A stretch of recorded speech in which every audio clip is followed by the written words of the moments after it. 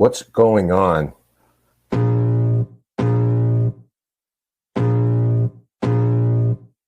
I can feel the blood creeping up from the heathens. Got will, got fight, got pride, got reason. If they wanna go eat, then you know I'm gon' feed them. If you're coming for me, hope you're ready for a demon. I got eyes in the back of my head, I'm seeing. Take me for granted and you know I'm leaving. I'ma take what's mine with the webs I'm weaving. I could take this crowd from seeing to believing. Got a taste for blood and my tongue keeps bleeding. From the words I spit, so sharp, so freezing, so cold. Behold, frostbite they feeling. I could tear you apart or I could go heal them. Don't believe in fate, don't believe in ceilings. I just need a taste and my mind starts feeling. I don't pace myself, I grind on kneeling. Got lust for change, I just love the feeling. I ain't gonna give up. Got too little time, I'ma live up. Head down, push forward through the tough times. Cause anything worth doing is a tough climb. I ain't gonna give up. Got too little time, I'ma live up.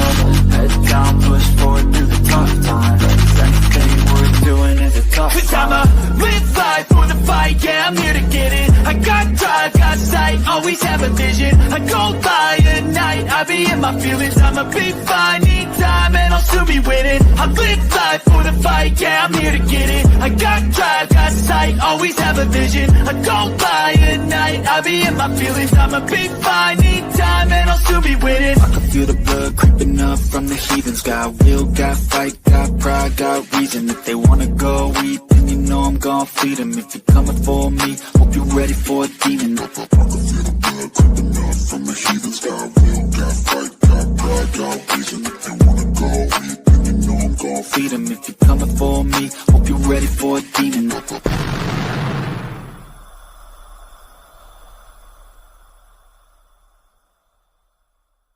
What's up, guys, and welcome to our Sunday night show here on Dead Air Live Spectrum. And we reached it. We reached our month. That's why I changed the background for the next 3-4 interviews. I've got to How you keep got it. there? Corpuscles? Oh, pumpkins. It's pumpkins. I thought it was some kind of like a I got to zoom in. zoom in on an aorta or I something. got to figure Oh out yeah, what it no, I is. see him now. Okay, excellent, very good. It's Halloween time frame, ladies and gentlemen. Happy Halloween season, and boy, we're kicking it off the right way tonight with our guest Chris DiCesare going to be joining us here in a few minutes. Thank you guys again for being there in the chat. The chat is lit up already. My God, you guys don't even take a break. It's like, oh, there they are already talking. So Bing, glad to bing, see bing. everybody that's in there. Hey, and I would like those of you who are joining us for the first time, if you've not done so yet, to please hit that subscribe button. Also, the thumbs up and the reminder bell. Click on that reminder bell so that you guys are updated on all the wonderful entertainment that goes on this channel and beyond. Patreon. We'll get back to that a little bit later on. But we're gonna have a great month. We're looking forward to a lot of the things that are going on. Um, and things that are important and going on currently within our field. And Ken is going to tell you a little bit about what's going to be happening starting next week. Ken. Sure thing, sir. As everyone is no doubt aware, our good friend Jason Hawes put out a video this week in which he is answering a plea of sorts and a heartfelt request from Andrea Perrin in terms of getting involved in the purchase or the potential purpose of the Conjuring House. From my understanding, this was strictly coincidental. Right. Andrea put out a video in which she appealed particularly to Jason, and by extension, the people who spent so much time and devoted so much time to that place, even when things were at their worst. They stood guard, they stood by their posts, kept it open, kept it viable. So there's an effort to introduce them back into the equation. So I know that a lot of people say or may suggest that this is a business deal. The best way I can put it in all sincerity is this is a preservation situation that's going on right now to keep the place open, keep it viable. There's an awful lot that has to be done in Right. order to bring this back before they even, if they're fortunate enough to pull this off, and we cannot possibly support them more, there is yeoman's work to be done. Yeah, Dan and Celine, a very generous contribution I saw. So with that in mind, what we'd like to do next week is devote our show to this as a means of supporting it. And this is in no way, shape, or form making this a horse race or anything like that. Um, we like the idea of this possibly happening. So, taking nothing away from anyone else, any prospective buyers, anything that's going to happen from this point going forward, we want to throw our efforts and support behind it. So next week, we're going to devote a show to this. And if you haven't already, we just want to put this link up. I'm Okay. sitting right now just biting my lip because there's so much of this that I want to talk about already. But we got Mm-hmm. to hold off till next week. We will have some fantastic guests that will be joining us. And again, it's all about, in a sense, keeping it in the paranormal family is what we would love to see happen. And your generosity is greatly appreciated. I can say that on behalf of Jason and everyone who loves this location. So, we'll talk again more about it next week's show, Sunday night, Dead Air Live at 8 p.m. Mm-hmm.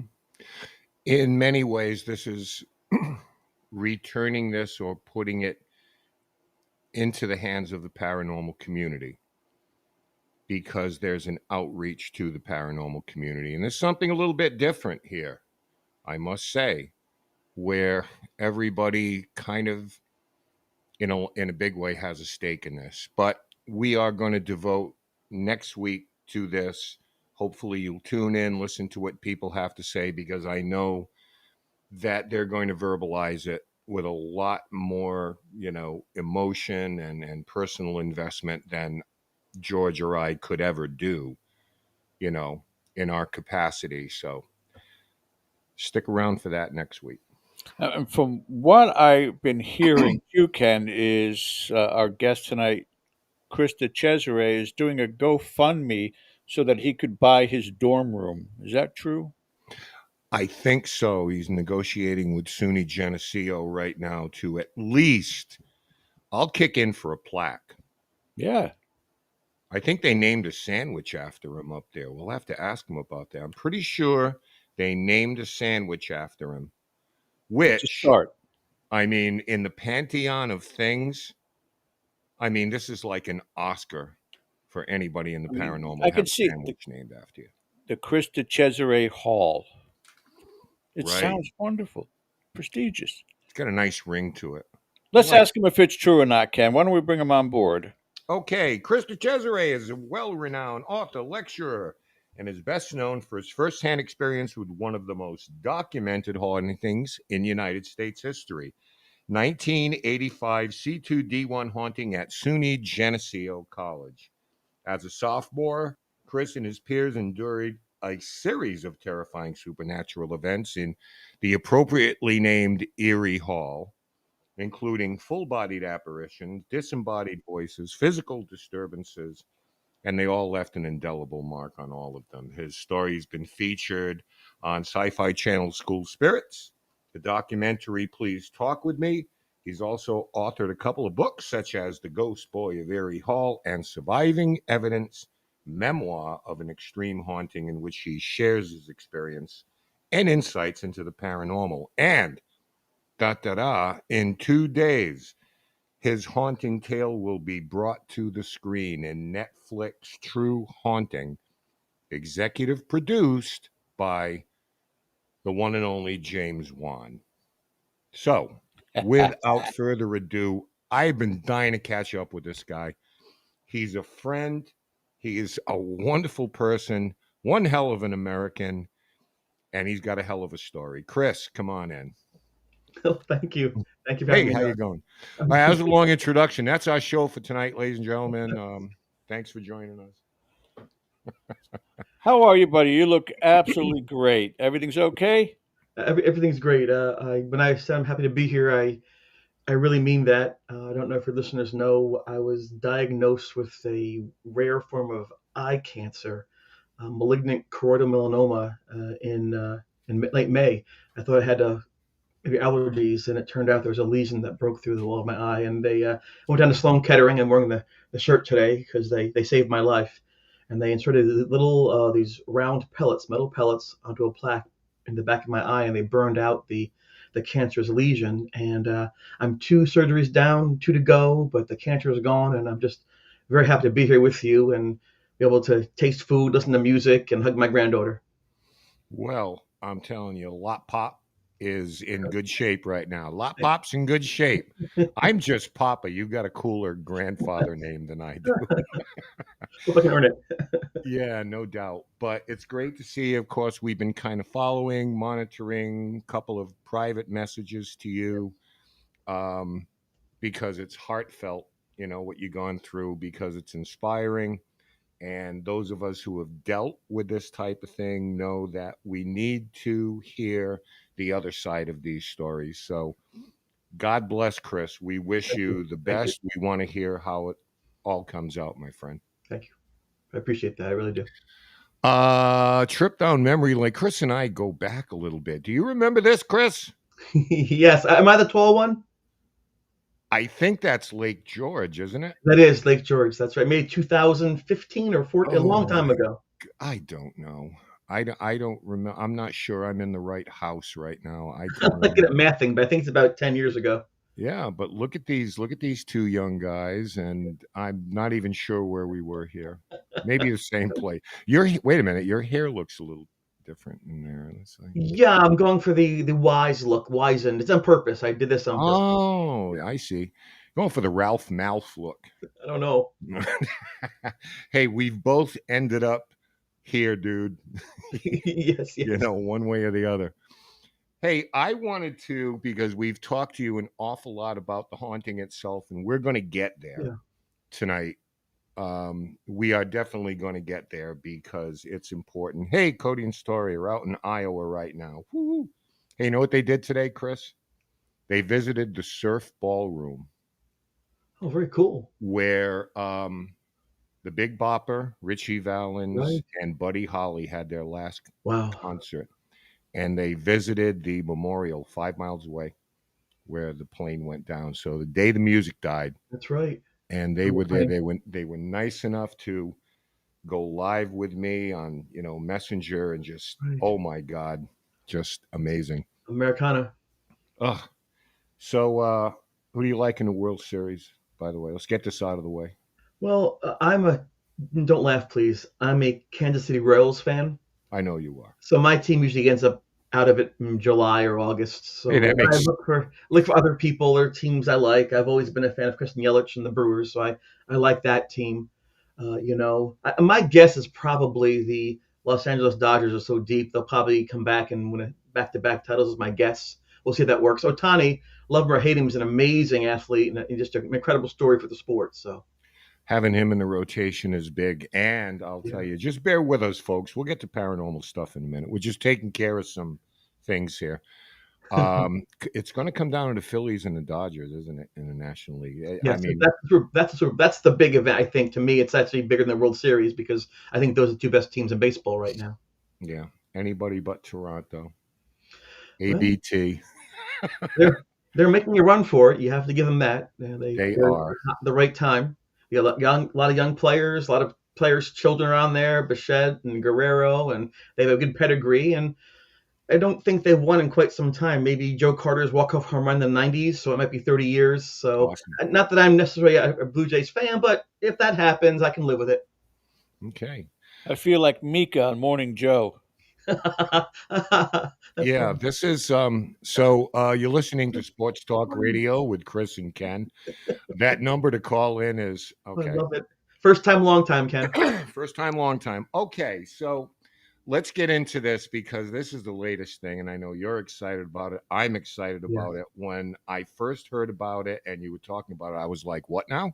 Yes. Okay, so let's give us the motivation to participate in this Netflix. It's going to be, I guess, an anthology series telling different stories. Right. Um, so, is there any way that this, other than being, you know, it's blowing up and it's on the number one, streaming network, is there a marked difference in this production as opposed to the documentary, the books, and the Yes. TV shows?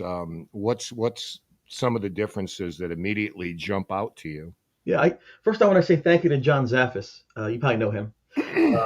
Yeah. 5 years ago, I got an email from a production company from the UK. And of course, being them very wise, I thought it was spam and deleted it. Then I got a second email from the UK. I thought that's weird. And so I happened to be at the New Jersey Paranormal Festival, which I think is November 8th this year. And I walked up to John. I said, I got a question for you. I get these emails from this person in the UK. It's this production company's like All Three Media, Aurora. Are they good? He goes, oh my gosh, that's a great thing. That's a big company. Gold Rush, Race for the White House, all these things. I'm like, oh, I should probably respond. So thanks to his leadership in the moment, I reached out and then we began discussing the possibility of sharing our experience, meaning myself and Jeff and Linda and Craig and Beth and Father Troy, all of us, in this format. And they said that Netflix had wanted to kind of reinvent the genre, that things were getting a little bit stale. Things were kind of, hey, what's that? Things were changing a little bit in terms of like interest in the paranormal, and there was like a cookie cutter routine. They wanted something different, something real, documentary style. And so Netflix asked them, because of the documentary experience, to find 3 or 4 real hauntings that they can then share with the world. And in Mhm. the end, they only found 2. They only found 2 hauntings that they felt were credible to the point where they could say this is real, because they, as a production company, want to make sure that Netflix isn't embarrassed. And those 2 were a haunting that took place in 2004 in Salt Lake City. That's April Wilson. There's a house that Stephen King filmed The Stand in, parts of that movie, and then my experience way back in 1985. And I can tell you, the first response from Netflix, the commissioners, was that we were dusty. In other words, we were old, a bunch of old white people from the 80s doesn't sell.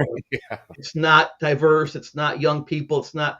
And I was a bit hurt by that because my lens doesn't see that way. But once they heard the commentary and read the interviews and saw the evidence, that said, "Oh my gosh, this is incredible." So thankfully, it opened a few minds, which I really enjoy that aspect of it. And off we went. It's been almost 5 years now. I was surprised because the Syfy show we filmed in February and it was out 4 months later, and that was an hour show. But this is very different. It really is documentary. It's with the newspaper articles and people's notes and photographs. And the difference between this and the other things is just in depth. So your average hour TV show has commercials and then recaps. So the Syfy was an hour show, but it's like 38 minutes of actual content, 38 minutes of real content. This will be Yeah, it can be a little right. And they go back after the commercial and repeat what happened to you. And disjointed, right? Yeah. yeah, and then you skip around. So they really, really tried hard. And I kind of forced the issue. I knew that they needed this for their own careers and their reputations. The company needs that. And even for any company, Netflix is a big thing, right? It's a good opportunity. And so I use that to my advantage. And I knew they wanted to use it. So I used that to say, listen, if you don't make this change, there's a train going at 11:30, I'm going home. I'm going home. I'm not doing this. So I was able to really get to the point where I could sit with them before every scene and go over that for my comfort, because I wasn't happy at first. And they respected me, respected the experience and my friends. And once we kind of got that out of the way, like media versus reality, we worked there. It was like peanut butter and chocolate and a peanut butter cup. It worked out beautifully. And the detail, and I got to see the rough cut, which is before they do the final editing, because we had to do some voiceover work. Sometimes they have to splice things together. Yeah. And in the process of that, I said, I don't really remember. It's been 2 years. Can you tell me what the scene is? And so I was able to watch all these scenes that they had filmed. And the woman who did the primary camera work, did the Meghan and Harry documentary camera work, really nice woman named Emily. Just she did a great job capturing my friends with respect.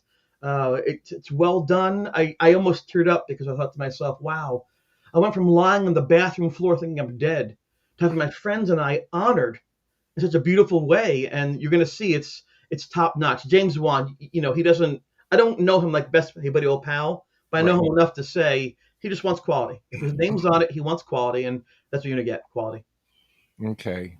I've actually already blown this because in the introduction I was going to lead with this, but with your blessings, Chris, I'd Cool. like to show the teaser if I could to the audience right Cool. now. This is going to premiere this Tuesday. What time, Chris?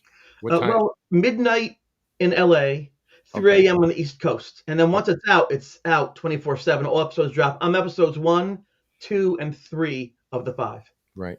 So those of you who like these anthology series, A Haunting, Paranormal Witness, and so forth, this is sort of like an upper tier of that type of thing where people tell their stories. So let's take a look at the new Netflix series, True Haunt.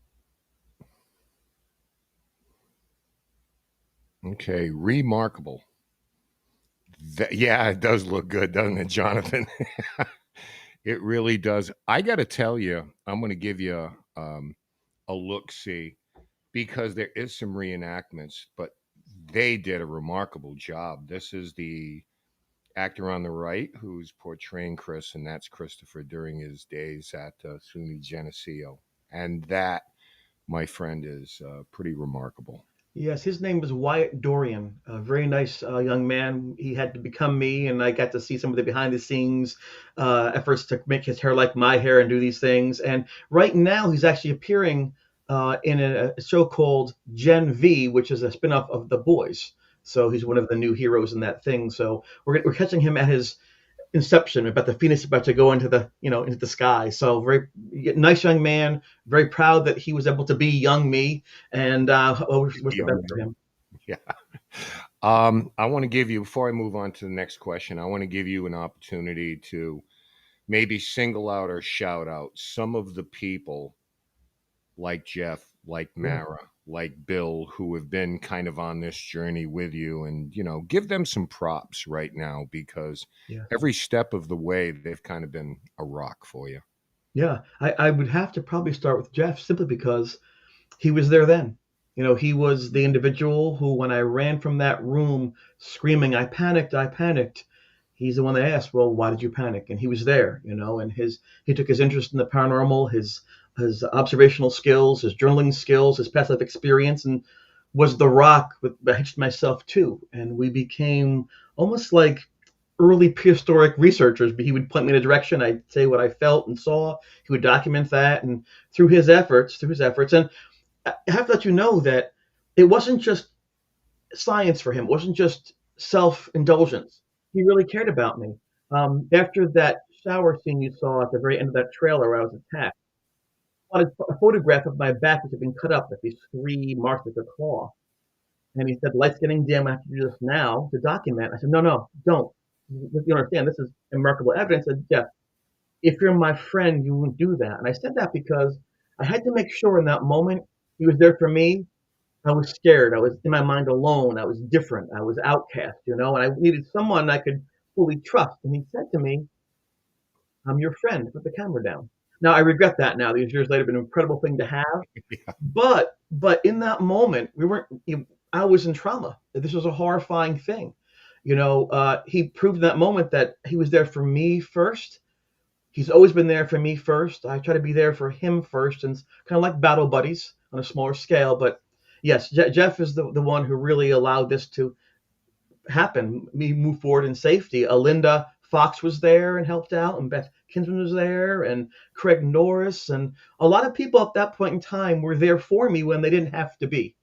It Mhm. wasn't like today where things are cool now. Ooh, Ghost Adventures, ooh, Ghost Brothers. It wasn't like that at all. It was the occult.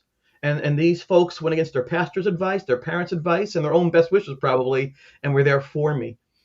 Moving on in my life, I didn't talk about these things for decades. I began to speak about them publicly in my high school classes, telling these kids Halloween stories. And I began to practice how to say this and how to share it in a way that was entertaining and not overly gruesome. And that gave me a chance to kind of express myself and breathe. And then around 2009 or so, Bill Edwards, Mark Atria, they were a producer director. They wanted to create a ghost themed coming of age movie. Basically, what happens when young students get pressed beyond their comfort zone. So, yes, it's about the ghost and the haunting, but more so, it's about the people involved and how friendships evolve and who can you talk to? How do you talk to them? How do you discern what reality is from your own, delusions? And so, and from that, I was speaking at Penn State University. That's when NBC came up, Bill Bennett, and said, listen, I want to put you on TV. And that went to Syfy and Travel Channel, and then ultimately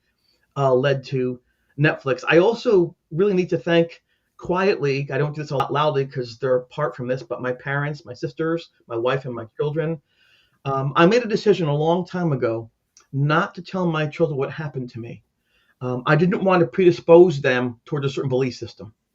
While I knew that meant that they might suffer from not knowing, as I did, I chose to walk a different path, and instead of telling them what happened to me, I took the lessons learned from the haunting and at bedtime told them fairy tales and nursery rhymes and mythical stories about, knights and princesses and scientists, Right. dwarves, and in those fairy tales, I gave my lessons. Then when the sci-fi checked me out, I said, "Oh my God, those stories were real. That was you." I said, "Yes, I wanted you to be able to problem solve without the burden of being my child." And so I love to them too.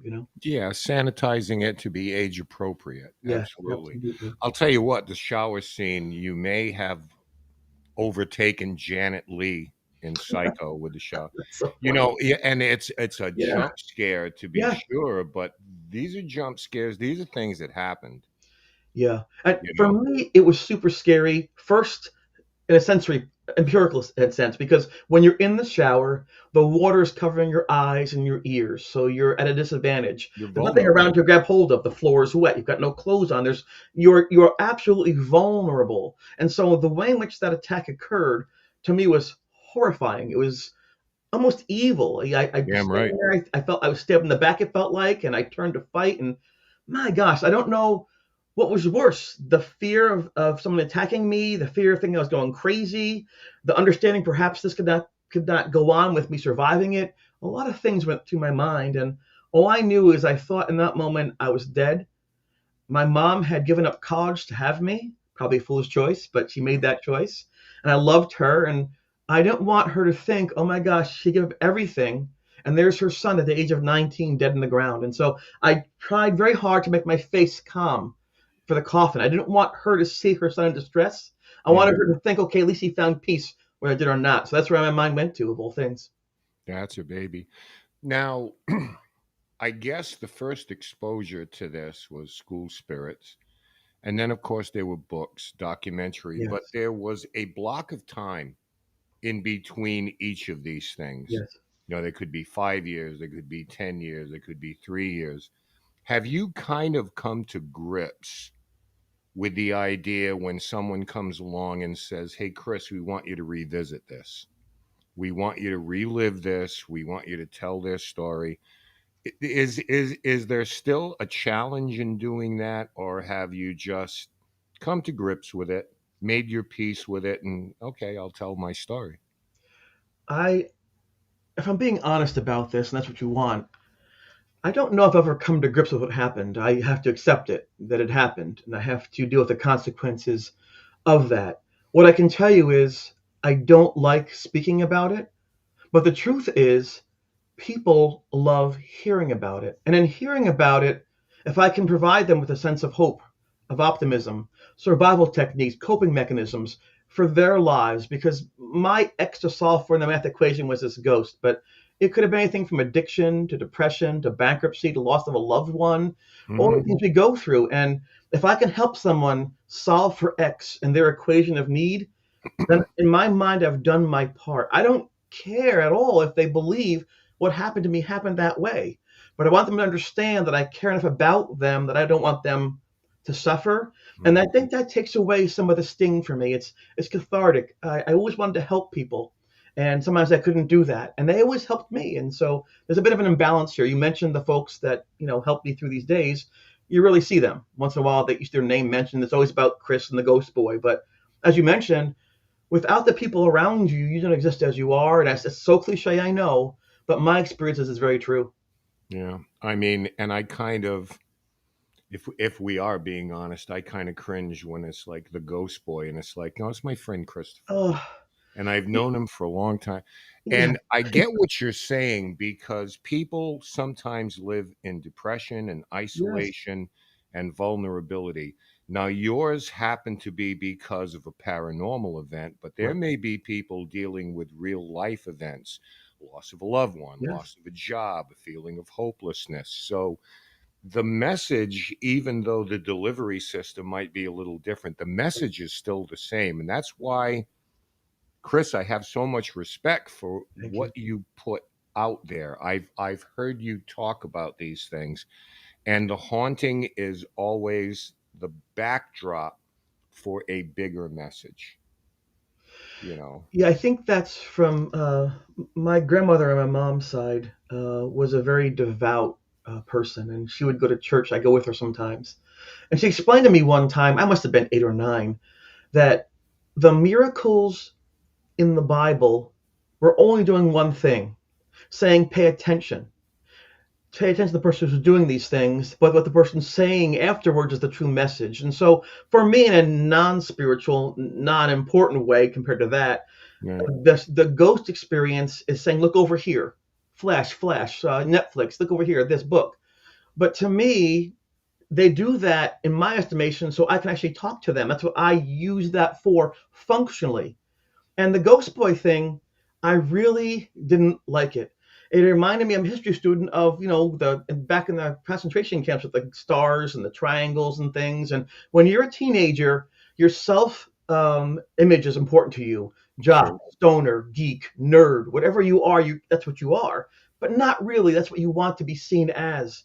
And when someone defines you against your will, so if I say I'm not that, but everyone says you are, you become that. Look at the power of memes nowadays and in social media. That becomes the truth, the meme. And that's what Mhm. happened. And it was actually Leonard Nimoy wrote a book called I Am Not Spock. And then people said, but you are. He didn't realize that what was a job for him was Right. influential on people's career choices and the way people think about things. He wrote a second book saying, I am Spock. So reading that, I thought, you know what? It's not so much what I think I should be called or what I am. The branding stuff. I don't have a black T-shirt, have my head across my arms. Yo, here I am, right? It is what it is. It's what people need me to be. And if I want to do the most for people, I'll accept that title as long as they understand I'm doing that because it's what they want. And I think Mhm. that's an important approach to take. Right, exactly. I think that you don't, here's the thing, you can get pigeonholed, Yeah, but listen to me for 20 minutes that's right. is my attitude. Just listen to That's right. me for 20 minutes. Now, people are going to watch this, of course, because, they're interested in the paranormal, they're Yes. interested in your story. So it runs its time. What do you hope that people take away from this? Maybe we already just kind of touched on it, but what do you hope people take away at the end when your segment's done and they just go, Yeah. okay, you know? Uh, the creation of that miniseries was the blood, sweat, and tears of many people, from research to production to screenwriting, costuming, backgrounds, editing, translation. It's the work of so many hands. And I hope that when folks get done viewing that, and spoiler alert, I live, right? I hope that they understand that this is a labor of love. Mhm. That the reason it's quality is people care about the quality. And there's a tendency in today's society to rush things through. I'll write 9 books in 3 days. I'll do 15 EVP sessions in 9 minutes, and then you'll lose the quality of what you're supposed to be doing. So I hope, I mean, and I don't think they even talk about ghosts for the first 15, 20 minutes. It's more about here's this person's story and this person, and then we come together in this location. Oh, this is Ghost Boy guy, and so it's really made for people who aren't necessarily into the paranormal because you don't Right. even mention ghosts probably until halfway through the first episode. It's because you wonder what is happening here. Unfortunately, the true haunting thing was a recent addition to the marketing for Netflix.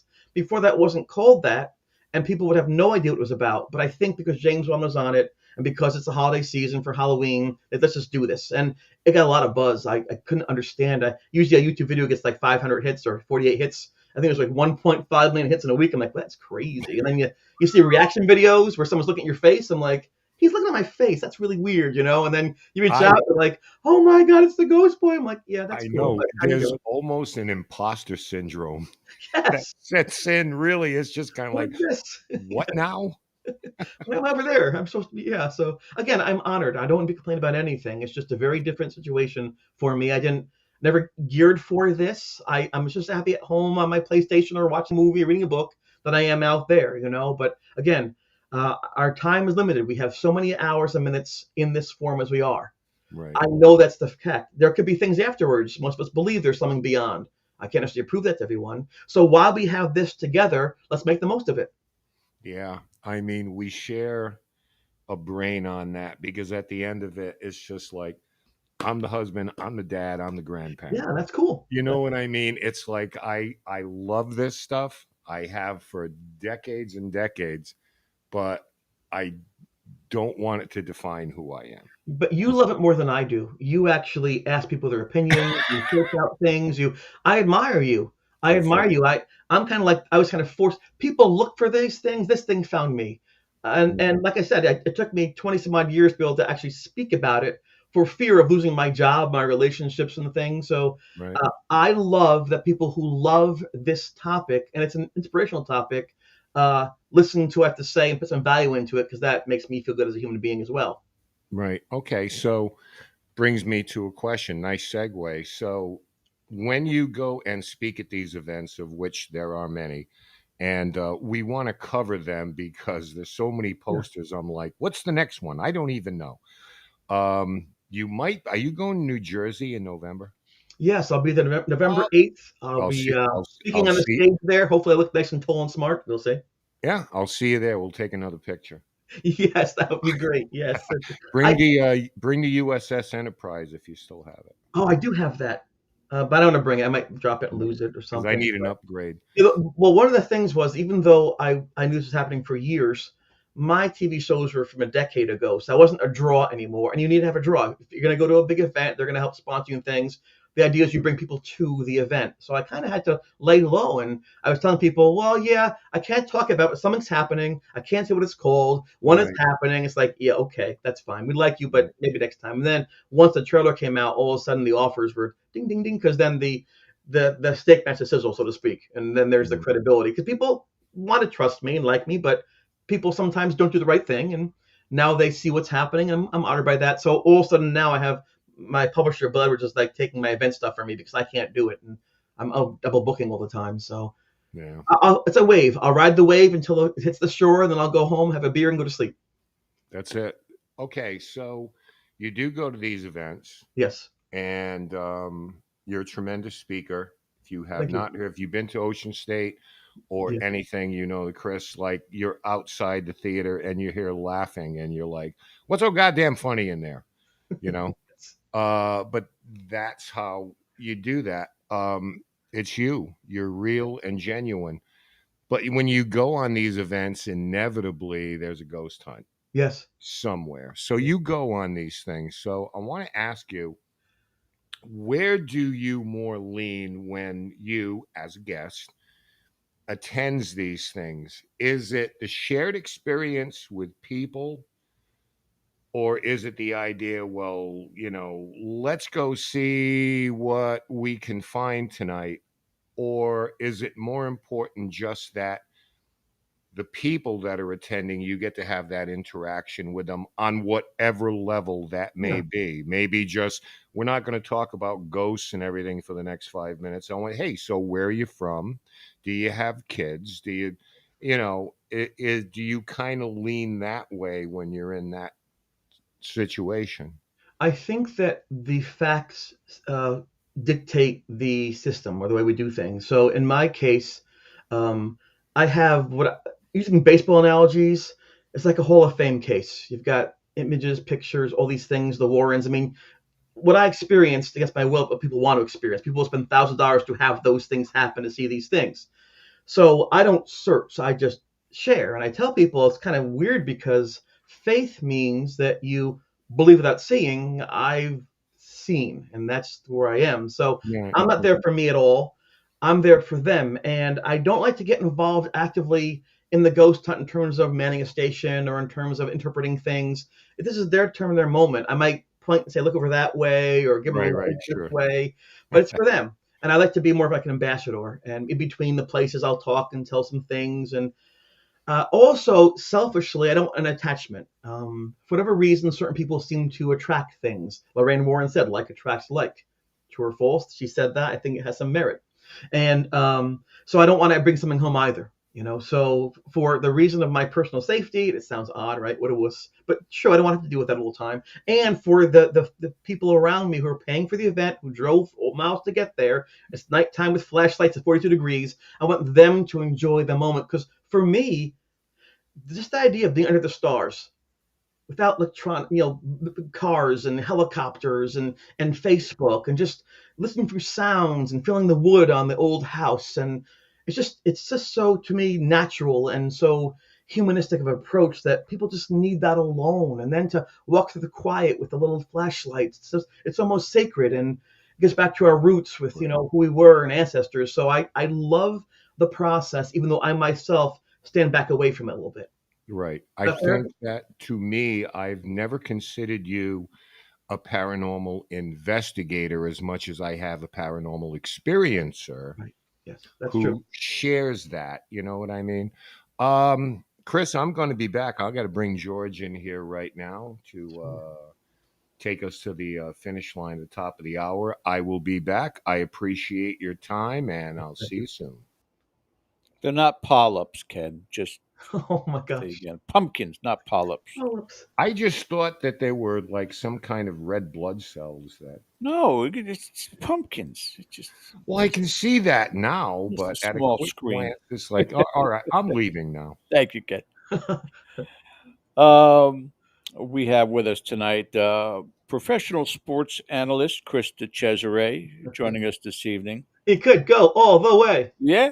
Hey, how cool is it that you are now on the same platform as Monday Night Raw That's pretty cool. I on get a chair. Netflix? You can't beat that. That's pretty cool. I want to Yeah. show you something too, because I don't know how this came about, this topic that Ken mentioned, the Enterprise. Yes. But let me see if I have this here. I'm working on this right now on a system called Blender, a 3D rendering of the Enterprise, and Very it's cool. kicking my butt. I enjoy doing that kind of stuff. Yeah. Yeah, Classic show. now, things about you that people may or may not know, and I wanted to cover some of this Good. right off the bat. Our good friend Andrea Perrin has always said the same thing time and again. Once you are touched by spirit, you're always touched by spirit. So tell the audience, still paranormal experiences or Yes. no? Yes, Yes. absolutely. To me, it's like a door. The door's opened, the awareness is there, and then it's a part of your life. It's like any strong experience becomes a part of you and who you are. And some people embrace that, some people don't. It's a personal choice. Yes, I believe Andrew's correct. It's once that door's open, there you are. In the terms of what you're experiencing now versus your college days, would they be comparative or much more subtle now? Just the tap on the shoulder, hey, I'm still here. Thank God, no. I'm hoping that was the one off. That's that. I mean, ideally, you want like a very positive experience. Some people will see an aunt who comes back and says goodbye to them and things, and they discover an historic graveyard. There's some person who looks like that historic figure, and it's cool to share and talk about. What happened to me was just pure terror. So I'm glad that nothing has happened. But I can tell you that it's sort of like if you're mugged in a street corner, you don't go back there just because you don't relive that experience. So I do not pursue any kind of paranormal activity or encounters. Although I'm aware of things around me, it's a choice that I made, and people can say, "Well, that will stop your growth," but it still has to be my choice. I want to be comfortable as well, right? And it's just like a relationship. Relationships can start off good, then go sour, and you decide: do I stay with this, honor my wedding vow, or do I, for my own health and safety, get out? And so those are personal choices. I think that's the same type of thing. And so for me, I'm aware of the paranormal. I experience it in a very quiet, soft way, but I usually step away from it because my Right. experience was so traumatic. Right. Now, uh, many, many years ago, probably 15, 16 years ago, and I don't remember the gentleman's name. He was a speaker at an event at the Stanley Hotel, but he was a demonologist who had told 350 people in the auditorium that they shouldn't be doing paranormal investigating. To which I was the first one that spoke up and said, "Excuse me, Right, I right, just paid 300 some odd dollars for this weekend. You're telling me we shouldn't be doing this." right. How do you approach your lectures with regards to the paranormal? The message that you are sending across to your audience, is it after the fact, dealing with an experience, or don't seek it out, or is it a little bit of both? Yeah, I try to cater my message with my lens to the audience that's there. And when you're speaking, you can see what people respond to and nod their heads and their eyes open. So I don't say the same thing ever whenever I speak. I have so much to pull from my memory. I just meet what their perceived need is. I actually encourage everyone in any field to pursue knowledge, to pursue experience. I think that's what humans are supposed to do. I think our brain is geared to learn and to analyze and to put certain things into our toolbox to share and to apply. So I applaud people, unlike myself, who love to go there and just look and learn because not only are you talking about spirit, these are historic locations. We preserve them sometimes. It's a chance to understand our place in the world and think about our philosophies and our own spirituality. So I always encourage people to go out there and do these things, but I encourage them to be safe and to be kind, just like I would with another person. So I don't knock over tombstones, don't Right, right, clicks on YouTube. If you honestly believe, and many people do and many people do not, that these spirits or ghosts are the remainder of someone's soul or expressive experience, then treat them kindly because you're in their place. And so sometimes some of the TV shows I get a little perturbed with. I never criticize anything publicly. It's not my way. But I try to model different behavior than that. yeah, I would imagine that the most important part, and certainly I'm hoping that you have a few minutes after the end of the show for Ken to tell you a certain experience, things that have come up.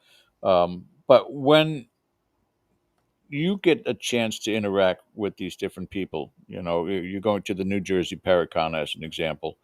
Have you come across anybody yet that sent a chill down your spine as if, my God, this is the same entity or something similar to what I experienced? That that has not happened probably because of the way in which I think of things. The first thing I do is I think this person took time from their day and their life to come say hello to me and shake my hand. So the first thing for me is investment in the human being because that can't be replaced. And once you shake someone's hand and you look in your eyes, you just under you know them and you say hello in the mall and in the street and things like that. So I like that best. The secondary thing for me, just like when I speak, is the ghost experience or the paranormal experience. And I listen for a little while, but the thing is, I'm not an expert. I don't have Right, technical background. I can't necessarily direct them in a way that would be helpful from an academic point of view.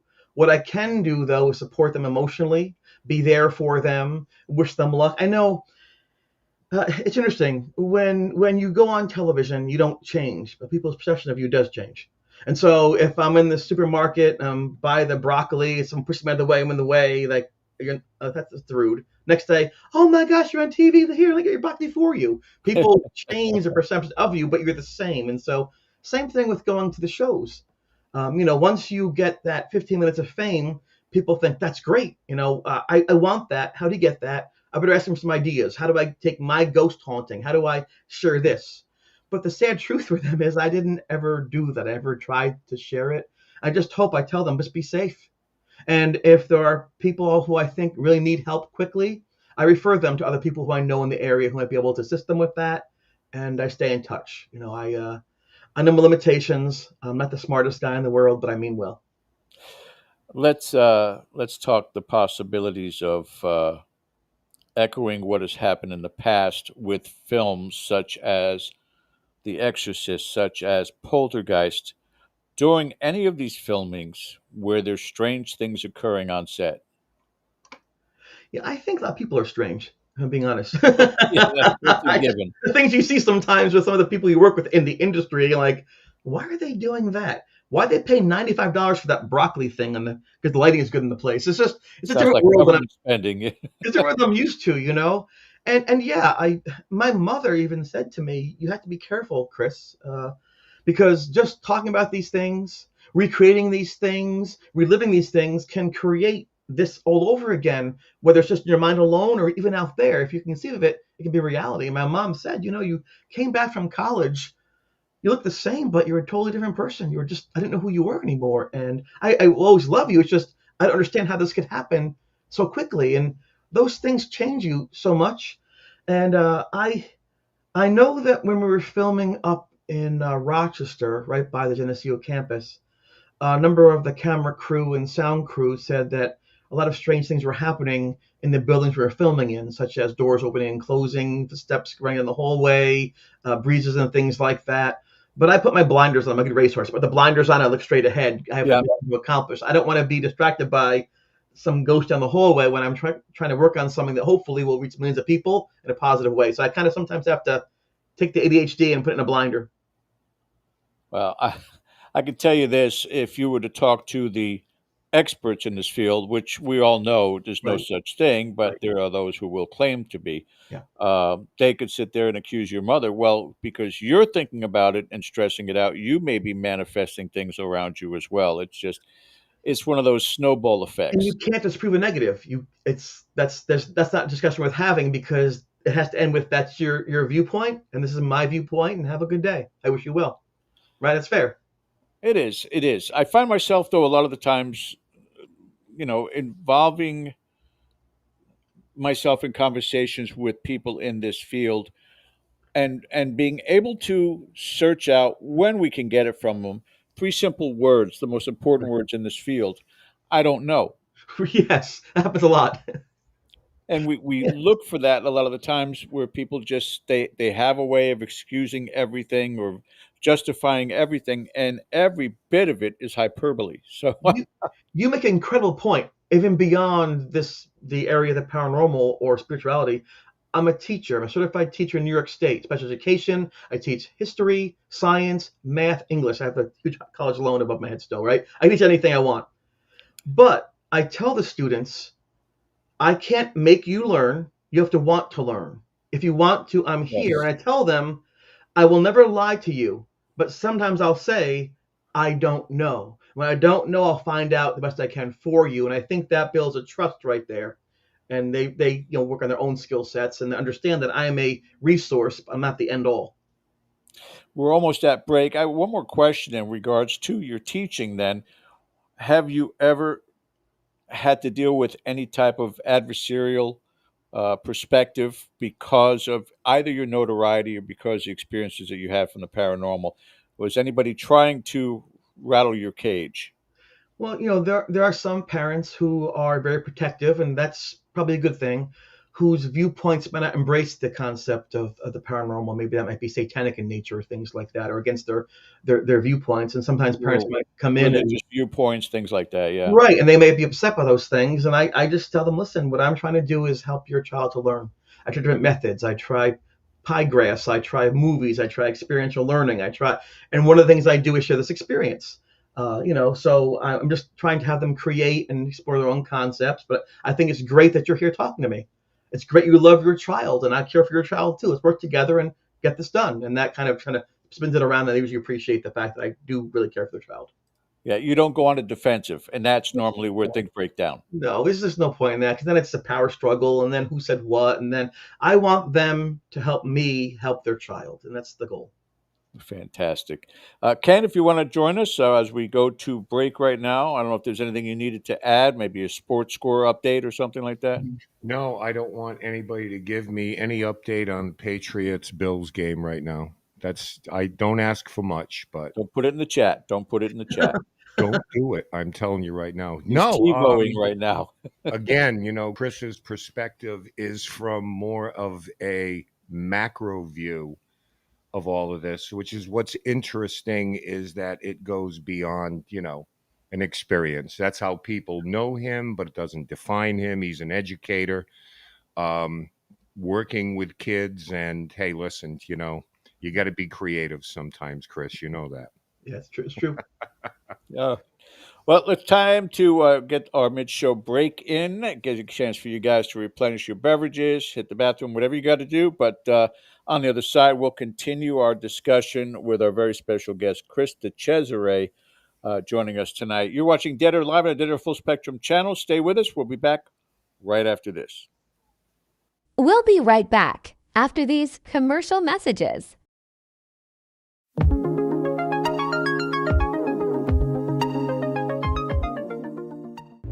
Now showing on Dead Air Full Spectrum YouTube channel.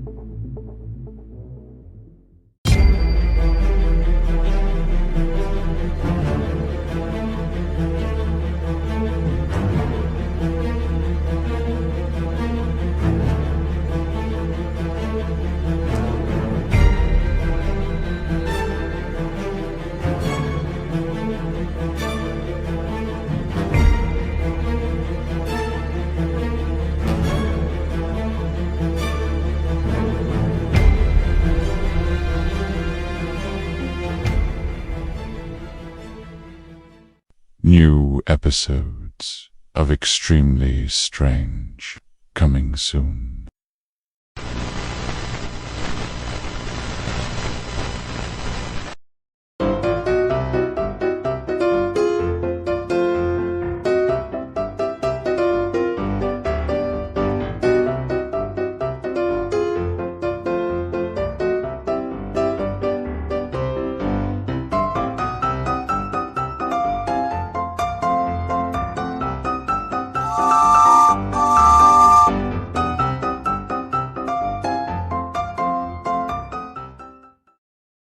Every alternate Thursday on our channel.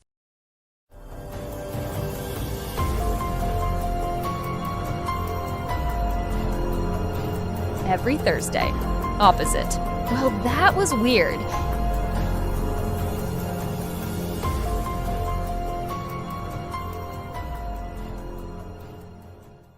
In cemeteries across the world, some headstones hold more than just names and dates. They preserve cherished family recipes, etched in stone as a lasting tribute. These recipes are more than instructions for a dish.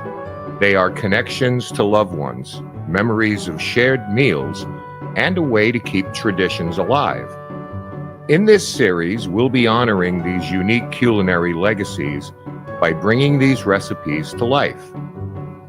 With respect and gratitude, we'll cook the dishes exactly as they were meant to be enjoyed.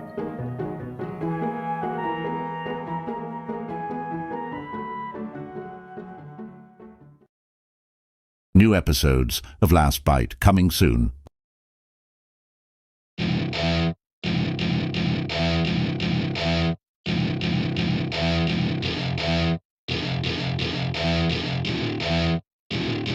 Welcome to my party, we're just getting started. A life is a dream or a nightmare scarring. Hand me a drink cause I think I'm going all in. Get me a shrink who can catch me when I'm falling. Cover up my scars, flip the handlebars. Crashing in my car, wake up in a bar. I'll be a superstar, just on my avatar. This world is so bizarre, empty out the reservoir.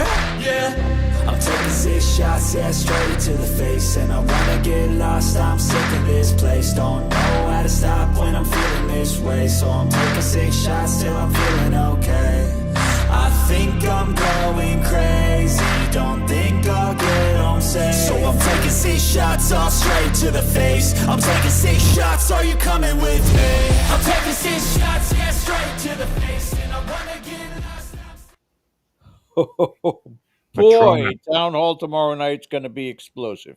Yeah, it is, because we were blessed to have a lot of our Patreons join us on an investigation.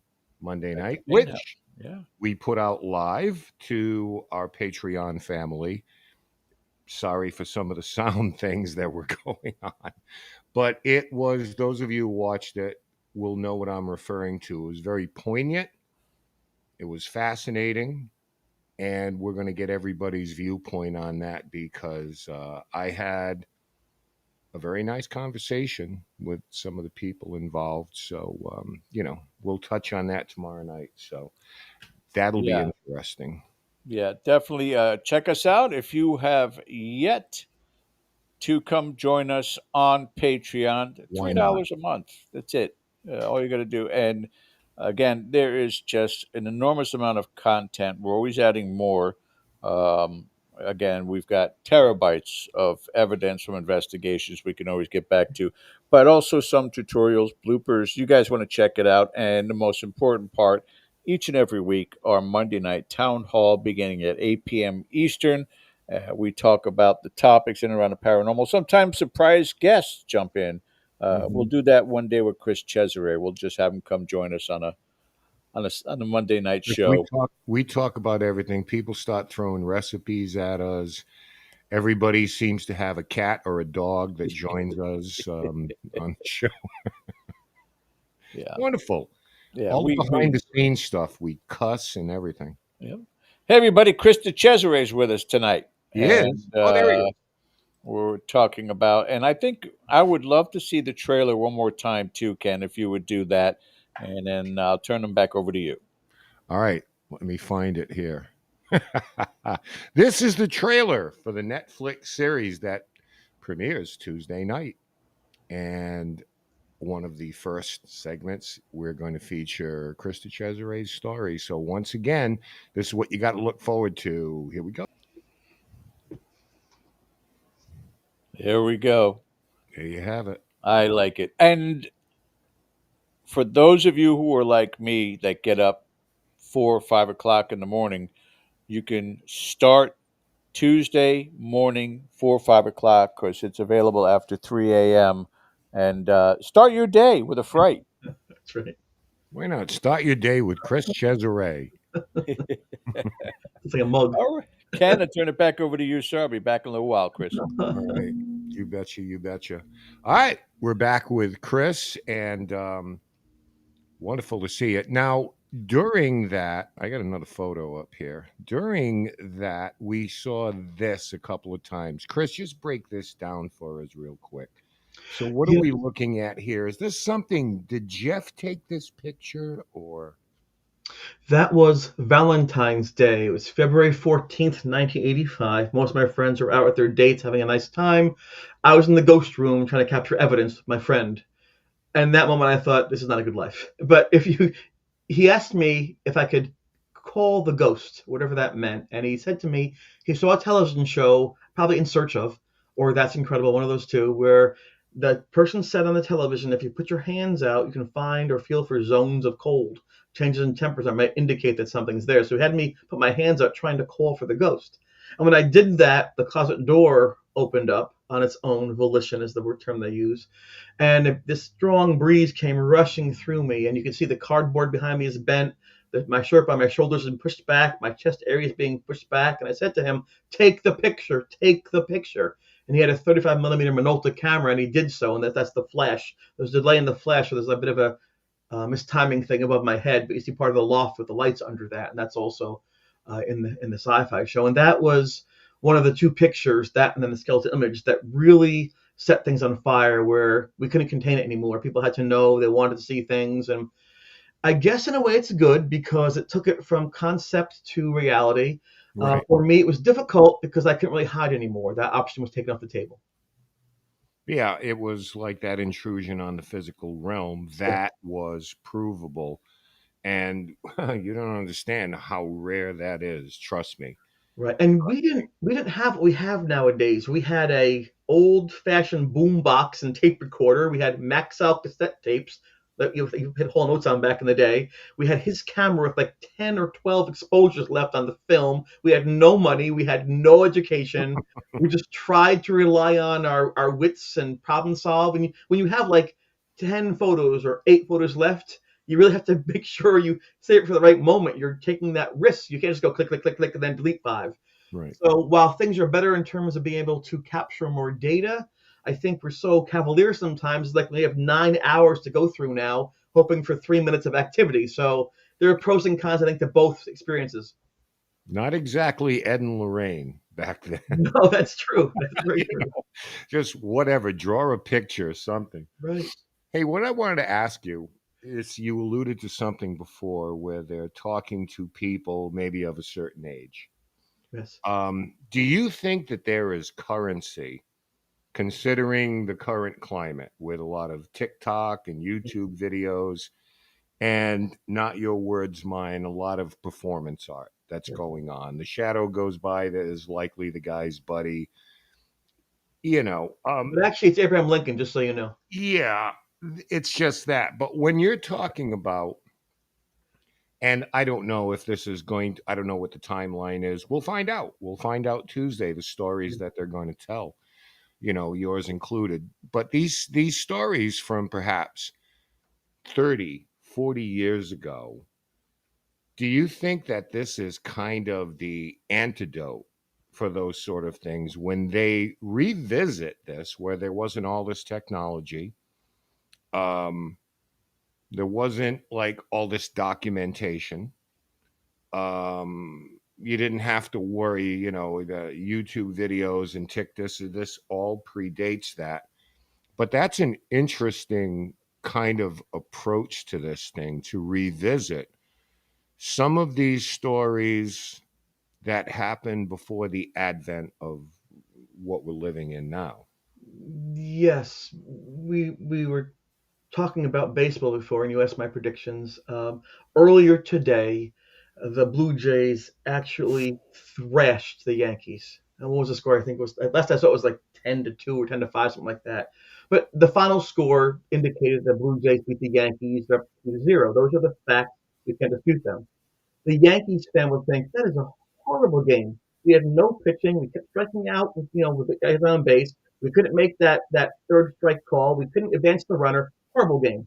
The Blue Jays fan will say that was incredible. We hit what we had to do. The good guys came through. Our pitching is sound. We look good for tomorrow. So you can have two adults, educated, sober, looking at the Mhm. same data and having the exact same visceral reaction to it. And so, because the human creature is so unique, and that's one of our blessings, right? We're not all the same. We're not boring. But the hard thing about this is there's chaos because we can't get our views to gel. In the older days, I'm not putting you in the category. Probably I will. Before, like, say, 2000, Might as well. there was a uniformity. Whether what was being told to us was true or false, we knew about the Amityville Horror. We knew about the Flying Dutchman. We understood that Bigfoot video was there. So we had the same communal experience we could work off of, a common point, and then spread out from our views, almost like a plant growing out from the same location. Mhm. Now there are 1,000 seeds being planted, which is really cool. But sometimes the seeds don't cross pollinate or cross germinate. Sometimes the large tree blots out the smaller tree. And all of a sudden it's so chaotic, we can't tell where to look, much less Right. true or false. And so, yes, there's so much more opportunity, but the folks who in the past, not saying better or worse, rose to prominence did so through hard work, dedication, whatever it took to get there, good or bad.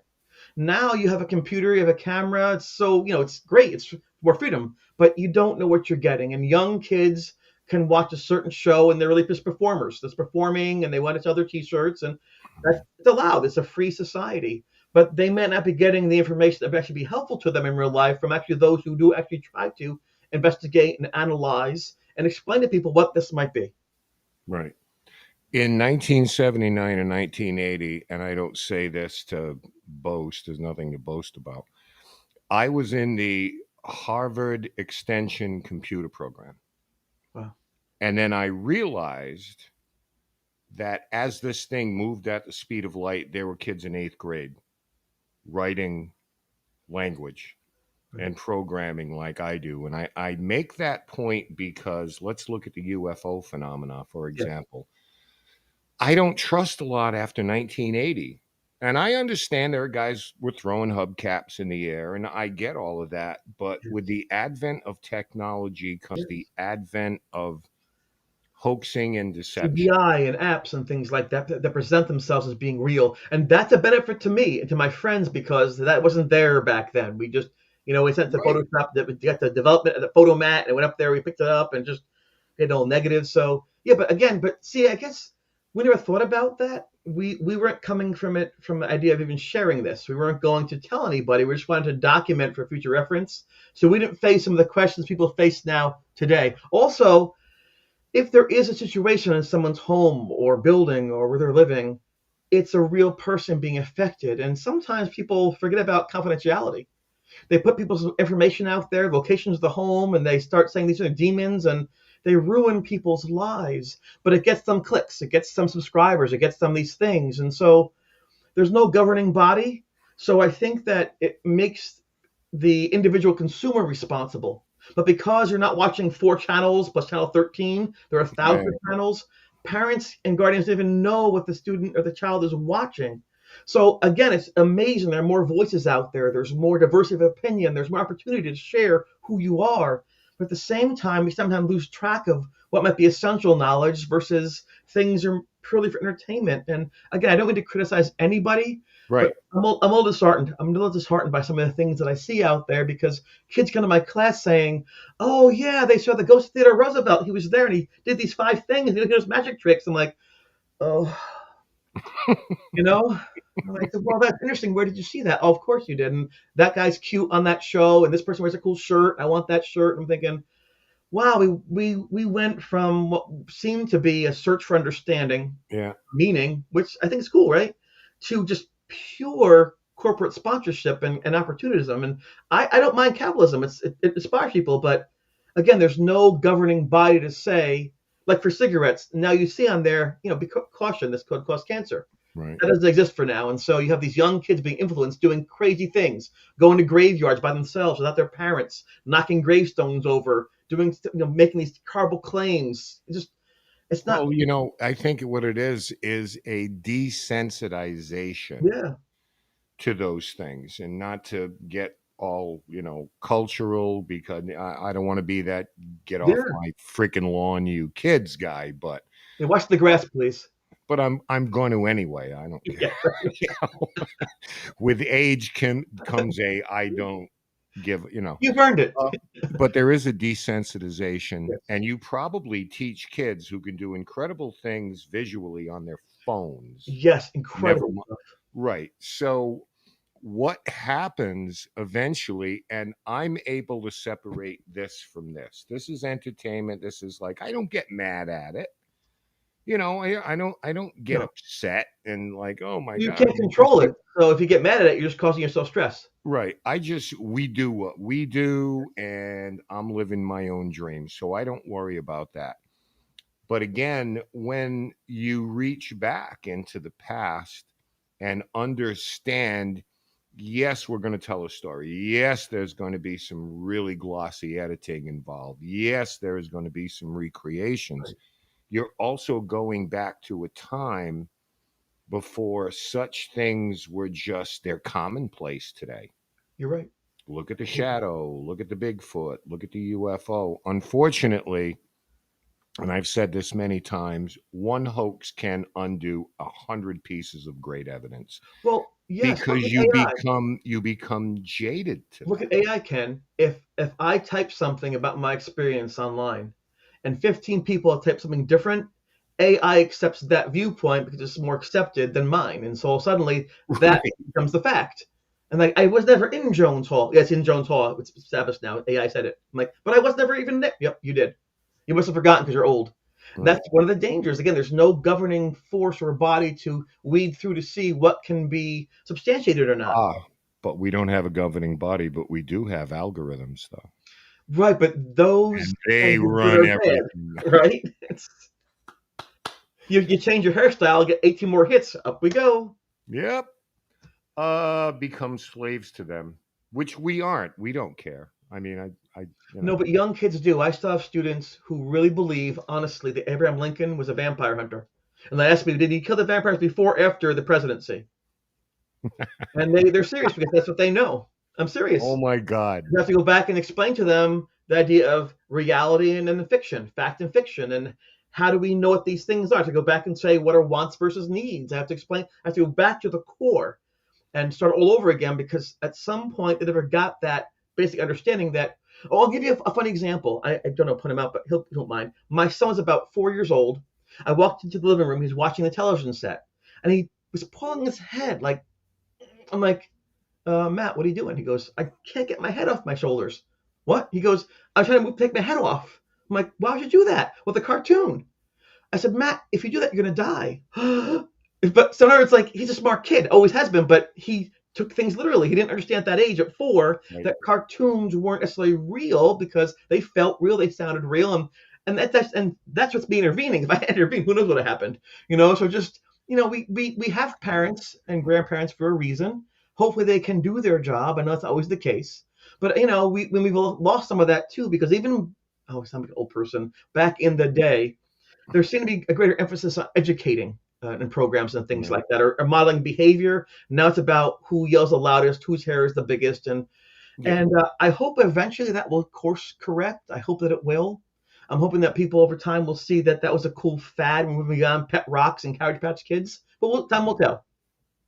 Well, I mean, I had the Three Stooges, and I didn't go around poking my friends in the eyes and stuff. Again, I might have. able to separate the two things. Not that I'm going to admit to anyway. All right. Yes. If you're a buddy of mine, listen to this. I apologize in advance That's for right. doing That's that. right. Before you call in. But I think there is some currency in that. Moving right along. Now you have lectured at universities. Yes. You have told your story. And we know how universities are. Every university has a ghost story. Yes. And they're usually parables, right? They are stories that are passed down from the seniors to the incoming freshmen, and they're Or history. Yes. parables.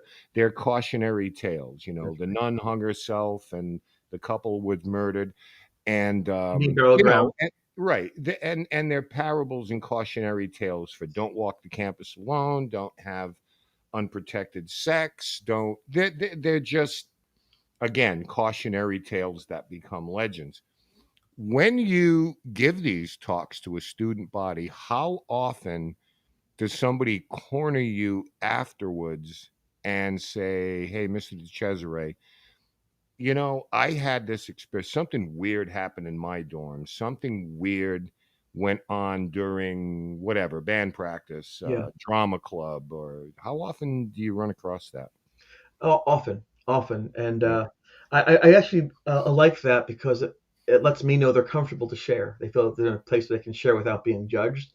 The difficulty I have, though, is usually it's an event with 200 people, and you can't spend half an hour with someone because people are waiting online to talk to you. So it's like a 3-4 minute segment, and so I have to ask them then to reach out to me on Facebook or X or whatever, and we'll talk then. So I don't really have the opportunity the way things are right now to really get into that with them. But I do encourage them to look back at what happened, to put their thoughts down on paper, to analyze those things, and actually be appreciative that they have seen or experienced something that people have not, and put that Hmm. into their own identification. What does that mean to you? Because it's like love. I mean, someone might fall in love. You say, why do they love that person? They're definitely bad for them.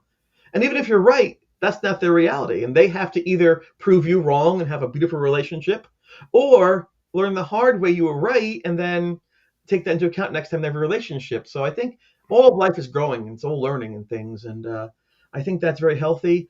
Again, I'm not trying to prove anything, so I don't have to get my hackles up or confront people. I just want to share with people what happened, and maybe it helps them. And so, because the way in which that's set up now in my life, it's a very positive format with which to communicate with people. Yeah. Well, you've turned that negative into a positive in getting this message across, and it's a wider message. Yes. It's about humanity and decency, Yeah. and but is anyone, and I don't care what college or who Yeah. they were, it's none of our business, but have you ever heard anything that mirrors the extreme nature of what you had? Or is it, I hate to say typical ghost story because that's minimizing it, but noises in the room and shadows and things like that. Or Yeah. let me put it another way. Has a young person ever came to you and you became like concerned about exactly what they were dealing with? Absolutely. I don't get concerned often because typically they're anecdotal things. We saw a spoon from in the air. I heard a noise by the window, and that's fine. Once in a while, something really hits me hard, and I wonder one of two things: is somebody actually stalking them? Are they in danger? Or is something actually paranormal whereby they might need help from somebody to help guide them, at least help them understand those things? Mm-hmm. But because they're so unique, there's no one answer. I teach special education children. They have IEPs, individual education programs. So each one has special needs, such as extended time, read and read directions, clarify, right, specialized location, because that's how they learn best. So I've learned to differentiate when I instruct. It's not easy, but it's worth that because then the student can actualize their potential, which is what I'm there for, ideally. And same thing. There's not really anything you can say as a end all piece of advice to somebody. But I have confidence that if I talk to them and they feel that I understand, that they will reach out to me if they do need the help that way. On occasion, as I mentioned, I will refer them to someone I know without saying names and steamroll with Yeah. it.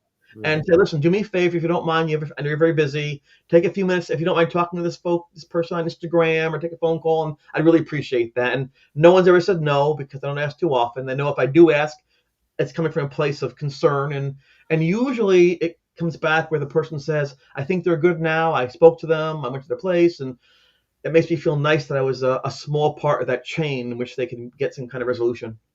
Right. I mean, it doesn't necessarily mean that someone's trying to be deceptive, but anybody, whether they're a young person or an older person, they can misidentify things, jump to conclusions. We're all capable of doing that.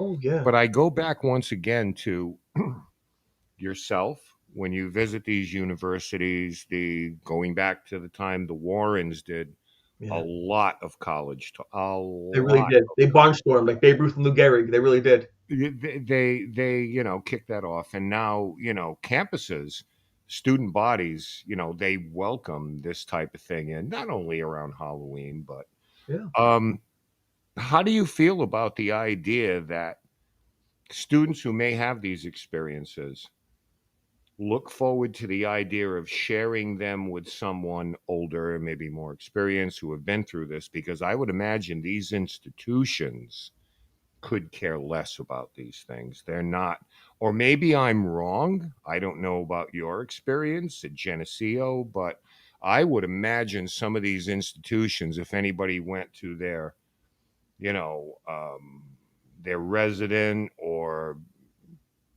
any counselor, they would just probably say the right things, but just laugh it off. Yeah, I think that just like with any household, you'll get different voices in a college administration. Those that suggest, well, we're a serious institution. We're preparing these folks to be doctors and lawyers. We're not going to have ghost hunters on the campus. Mhm. Others say it'd be a great idea for the kids. They love entertainment for Halloween. It's popular, make some money, help out the programs. So you always have a different voices pushing back and pulling back and forth to see how that works. Years and years ago, most colleges said no, we're a serious thing. We're not doing that. That's like National Enquirer kind of stuff. Ed and Lorraine Warren had the opportunity because they had a number one best-selling book. There was a huge movie. They were like the exception to the rule. Nowadays, some colleges offer courses in the paranormal, from non-credit courses for folks who say they can do these things, and they buy their camcorders and they get the books, and Right. that works too. So I think it's really based upon the moment, situation, and the place. I remember when Ed and Lorraine Warren came to the college, I thought to myself, oh my gosh, I could never do that. I could never get in front of people and talk about ghosts or spirits. That is ridiculous. And it's not lost on me the irony of what's about to happen in 2 days. So, even the best laid plans don't always work out the way you Mhm. want them to. But I honestly believe that one's outlook is important, whether you're recovering from cancer or divorce or a bankruptcy or whatever you're doing, right? One's outlook is important to move through. And doctors even said to me, the more positive you are, the more the medicine can help you because you're allowing it to happen. You're allowing the effects to occur. You're allowing yourself to heal. You're sleeping properly. You're in the process of restoring yourself just by being positive about it. And if you isolate and you're negative and you don't want to take the medication and you refuse all help, it will probably be bad for you over time. I think the same thing's true for the paranormal. I Mhm. think that outreach is healthy. Before I was a teacher, I was a caseworker for DSS, social services, and I was in CPS, foster care, and preventative services. And on occasion, there'd be a client in one of those families who was claiming to hear or see things. And it's interesting because a lot of times talk about paranoia, psychosis, delusions, all these type of mental challenges, emotional challenges. They sometimes mirror paranormal experiences, Mhm. self-harming, things like that, loss of friendships, Right. not in touch with reality, living in their own environment. So I noticed way back in the 90s, there was a very compelling and frightening correlation between mental illness and the paranormal experiences. So having my experience but not having shared it, there are a couple of occasions where I said to the young child, "Listen, I know you believe what you see, and I don't doubt you, but some people will. You need to do two things. You need to write down for yourself what you're seeing and hearing. If you feel you're in danger, you tell somebody. But do not tell everybody because then they will shun you. They will make fun of you, and then you have no escape from whatever this is, whether Mhm. it's by medicine or counseling or by some other way." And a couple of the kids really thanked me for that I didn't think they were crazy because I was there and I knew they were not. But I'm not allowed to, as a caseworker for the state, tell people what to believe and how to believe. And on a couple of occasions, some of the students I had were shot. Some of the kids that I had in foster care died from AIDS, HIV, or from cancer. And you had those conversations. I remember a young girl, she was 4 years old, developed a brain tumor, inoperable because it went to the stem of her brain, the amygdala there. And so I tried to get her to go to Make a Wish to Disney World, but she loved Minnie Mouse and Goofy. That's all she talked about. We had a calendar with a countdown, 61 days, 60 days. It got approved. But by the time we got within 2 weeks of the scheduled trip to Disney World, she was too sick. The chemotherapy had Mhm. made her 2 weeks. She couldn't fly. Her hair fell out. I ended up getting her a Barney impersonator, like, "I love you." You see the zipper, you see his face, but at least it was something nice. And I felt terrible. And she asked me, she goes, "The doctor says I'm going to die. What does that mean?" Whew. I said, "Well," I said, "that means you're going to go to sleep but not wake up. Then what happens?" "Well," I said, "I know what I believe. Let me talk to your mom or grandma and just see what they understand so I make sure that, we all think the same things, you're comfortable." "Okay." But I had 20 families and we're going to court and I had all these abuse cases and rape cases, all these horrible, and it's tough, and I forgot. And about 3 weeks later, the doctor called and said, "Listen, she wants to go home. I know the mom can take care of her properly, but it's all we can give her. She has maybe 40 hours to go. We Yeah. we allow that for her." I said, "Well, yes, it's her final wish. I can't not have that." So they transferred her to the mom. There was a little trailer in this trailer park. She put her on a little board by the sink faucet away, put a board across the sink so you could look at the window and see the birds. And I got there in my little county car, and the mom was outside. "Oh my God, this is horrible. My baby's dying. Why is this happening to me?" Mm. I said to her, "Stop. She's right there. She's with you now." Right. And I can't do that. So fine. So I went in and I said, "Hi, how are you?" She goes, "I'm angry at you." I said, "Why? You didn't tell me what happens when I die." I said, "Well, oh, I'm sorry. I can tell you what I know." She goes, "No, don't come closer. I'm ugly." I said, "No, you're not ugly. You are beautiful." I said, "Can I please see you?" And she turned around. I said, "I'm going to tell you something." And I said to her, "I don't know if what I believe is true, but this is what I'm going to tell you. This is what I know to share with you because I love you." I said, "You're going to go to sleep. It's possible you might wake up, and it might be different than here, or it could be the same. I don't know. But find a place by a window, watch the birds, and watch the butterflies, and someday you might see me. You call me over and say, 'Caseworker, I could be old, I could be young. You call me over, and I'll sit with you by the window and watch the birds and butterflies.'" And she smiled and said, "Pinky swear?" I said, "Pinky swear." Whew. I walked Yeah. to the car. I cried, went back home, had a dinner, and my daughter was the same age. And she was outside playing, kicking balls and hula hoops. And I just started crying. She says, "Why are you so sad, Dad?" I'm like, "I'm not, honey. I'm happy because you're here. But why are you crying?" I said, "I don't know. I'm just so happy you're here. I'm crying." And she didn't understand that. Mm. The phone call came that evening that she had passed away. Right. It's something else. So we had to arrange for the funeral and the casket and things. She was so tiny. Her Barbie doll was as big as she was, you know. And at the funeral, the mom was doing her thing. "Oh my gosh, this is..." And so I tried to avoid her, and I walked to the church. She goes, "Hey, you, I'm angry at you." I said, "Why?" She goes, "What did you tell her?" I'm like, "What's the problem?" She goes, "Well, she was smiling and smiling and smiling." I said, "Why are you smiling?" "Well, caseworker Chris told me something, but it's a secret." "Well, what is the secret?" "I can't tell you." And she was smiling, and she just went. Mm-hmm. And I said to her, "That should have been your conversation, not mine." And I said, "I hope that as you move forward in your life, you allow yourself to think beyond what your pain is, because someday someone will need you about that." And that's how we did that. And I couldn't be a caseworker for many years because over time, if you invest yourself, it begins to eat you. It's a natural process. If you give so much of yourself, it takes from you. And then I can only, as a human being, take so much of the pain. There's some caseworkers who don't care. They dial it in. You know, Right. the kids do that. They don't really care. They're abusive. They don't. Not most, but there are a few. And I don't want to become that. And to be honest with myself, instead I became a teacher because in a school, wherever they come from, poor, rich, wherever their belief systems are, in a school there's art and there's music and there's gym and there's food and there's education. It's the great equalizer, education, you know. And so in that place of positive reinforcement and growth, I can still spot the signs of abuse and neglect and things like Mm-hmm. that. And then very quietly say, "Johnny, come here a second. How you doing? Yeah? Anything I can help you with?" And then you'll be surprised. People say yes. And then I can actually help them in that way without saving everyone every day and not being able to do that. We had a young little boy, his mom used drugs. He was born with HIV. Not his fault, just happened, and it was terminal. And The 5, he passed away. The mom wasn't involved at all with him. The judge took away her parental rights, and I was the caseworker. They gave the mom one last goodbye visit. We put suspenders on him, a bow tie, and a camera for his scrapbook. She never showed up. We get a picture of him with a dog in the next door yard. That was his visit with mom. On the way home, he says to me, "How come no one loves me?" And I said, "Well, I love you." He goes, "Good, thanks." And he fell asleep, or I thought he fell asleep. So I pulled off the road because, again, it's like, man, this is tough. Just going to take a breather in McDonald's parking lot, you know. And I dropped him at the foster home, and I became a teacher. A year or so later, he passed away, and I got contacted by the DSS department, and they said, "Listen, I have something for you." The little boy had drawn a picture after he got home.